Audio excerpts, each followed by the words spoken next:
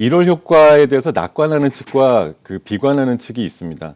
뭐 좋게 시장을 계속적으로 연말 이후에 장세 연초까지 이어진다고 보시는 측에서는 계속 돈 풀기에 나서는 나라들이 많다라는 거고, 또 수출 증가세가 최근에 뭐 주말 사이에 나온 거 보면은 수출이 굉장히 잘 되고 있다는 얘기들 나오고 있고, 글로벌 경기 회복세도 괜찮다. 그리고 예상 이상의 실적이 나오고 있다. 그리고 코로나 접종이 본격화되고 있다라는 그런 얘기들이 나오고 있는 반면에, 또 시장을 비관적으로 보는 분들 일부는 다음 주에 있는 미국의 그 마지막 상원 선거 두 석이 민주당이 마저 차지하게 됐을 때 오히려 블루웨이브가 되면서 시장에 좀 그 조정을 받을 수도 있다는 얘기들 하는 사람들도 있고요.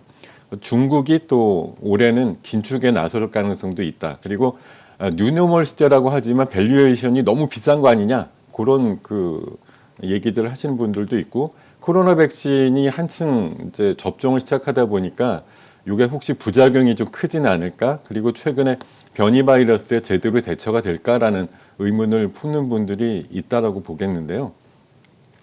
그럼에도 불구하고 저는 1월 효과라든가 오히려 1분기 정도까지는 시장이 괜찮다라고 생각을 하는 뭐 대표적인 이유를 꼽자고 하면, 일단은 기업의 실적세에 대한 전망치가 뭐 제대로 1분기 실적이 나오기까지 시간적인 여유가 한 두세 달 정도 남았는데, 그 기간까지는 기대감이 굉장히 크다라는 거 좀 말씀을 드릴 수가 있겠고요. 최근에 우리나라 장세도 마찬가지지만 미국 시장이 다우라든가 나스닥이 최고치 흐름을 띨에도 불구하고, 여기 하단에 있는 그 좌우에 있는 그래프를 두 개 참고를 말씀드리면, 왼쪽에 있는 그 속도계 같은 그래프가 그 공포와 그 욕심, 탐욕에 대한 지수를 얘기하는데, 지난 그 연말에 끝난 그 수치가 51 정도밖에 안 됩니다. 그건 뭐냐면 지금 시장에 대한 사람들의 관점이 중립적인 수준밖에 안 된다는 얘기예요. 그러니까 네. 지수는 엄청나게 올랐지만 굉장히 차분하게 올라가는 상태를 보이면서 탐욕과 공포 지수가 80레벨, 90레벨이 되면 좀 조심하셔야 되는데 지금 51 정도밖에 나오지 않는다는 것이고요. 그리고 오른쪽에 있는 그 그래프를 보시면은 요게 그 변동성 지표를 얘기하는 빅스라고 하는 지표를 얘기하는데요. 지금 연중 지표 봤을 때 가장 그 하단에 있는 20대 초반 정도밖에 나타나지 않을 정도로 시장은 굉장히 올랐지만 변동성 지수 자체는 올해, 그러니까 작년도를 봤을 때 가장 낮은 수준은 불과하기 때문에 이 지표가 한 30 정도를 넘어가는 상황이 아니면은 아직까지 시장에 대해서 뭐 과도하다던가 이런 그 경계를 할 필요는 없다라는 인식으로 좀 말씀드릴 수 있을 것 같아요. 그래서 지금 많은 분들이 뭐 올해 시장에 대해서 예측을 하고 있고, 시나리오도 여러 개가 있습니다. 뭐 3,200에서 3,300, 3,500까지 간다. 심지어는 4,000까지 부르는 분들도 있거든요. 맞아요. 네. 그리고 이미 목표치를 채웠기 때문에 1월 달 잠깐 짧게 반등을 하다가 하반기 때는 좀 힘들다 이렇게 보시는 분들도 있어서 다양한 목소리들이 나오고 있으면, 저는 이럴 때 이제 여러분들께 말씀드리고 싶은 거는 여러분들의 그 다양한 목소리가 있는 것이 건전한 시장이다라고 생각을 하고요. 한 방향으로 쏠리기 전까지는 현재 추세가 계속 이어진다라고 보시는 관점이 맞을 것 같아서, 저는 최소한 1월 달 하반기 정도까지는 지금 시장의 어떤 놀라운 상승세 그리고 지수가 대폭발하는 장세가 이어질 수 있다라는 관점으로 대응을 하시는 게 맞다라고 생각이 들고요. 준비한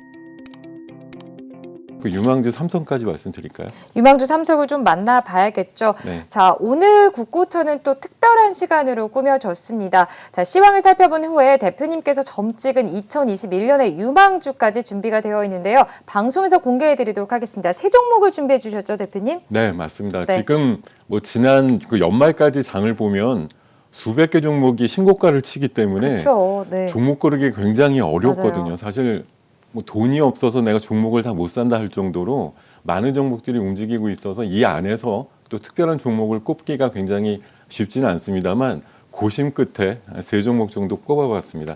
시장 주도주 쪽에서 뽑아야 된다는 생각으로 2021년도 산업 전망 기상도를 기준으로 해서 업종과 섹터를 좀 골라봤는데요. 네. 관련 화면을 잠깐 보시면은 아무래도 내년, 그러니까 올해죠.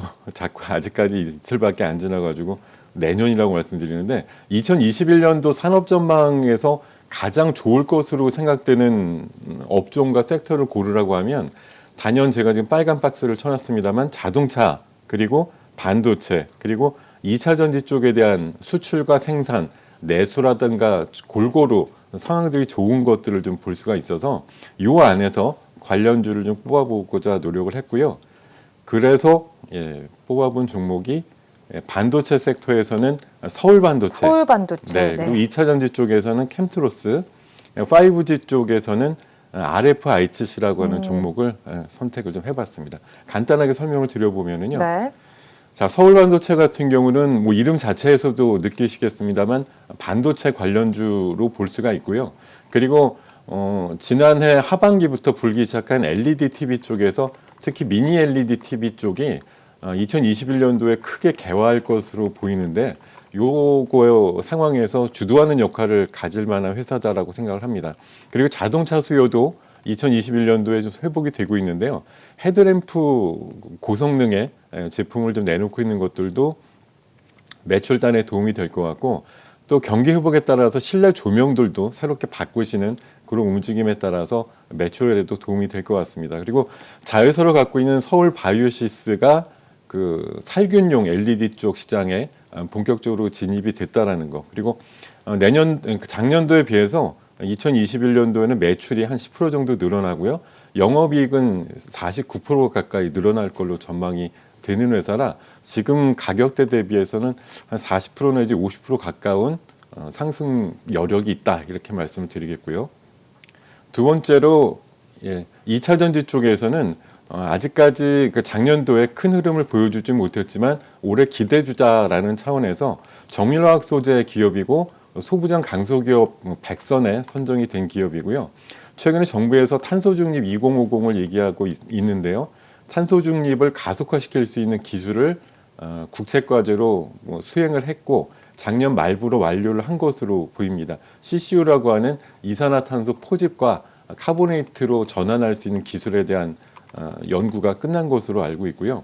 2차 전지 전해액 쪽에 들어가는 특수 그 첨가제를 통해 가지고 항속거리를 늘릴 수 있는 그런 것들도 국산을 했습니다. 관련해서 보면 목표가 단기는 8,000원, 뭐 중기로 봐서는 10,000원 정도까지 목표를 담고 대응을 해주시면 좋을 것 같고요. 마지막으로 5G 항상 기대 섹터였는데 생각만큼 업황이 튀지 못했습니다만 작년 하반기 끝날 무렵부터 올 2분기 정도까지 본격적인 글로벌 5G 투자가 실행이 될 걸로 보이는데요.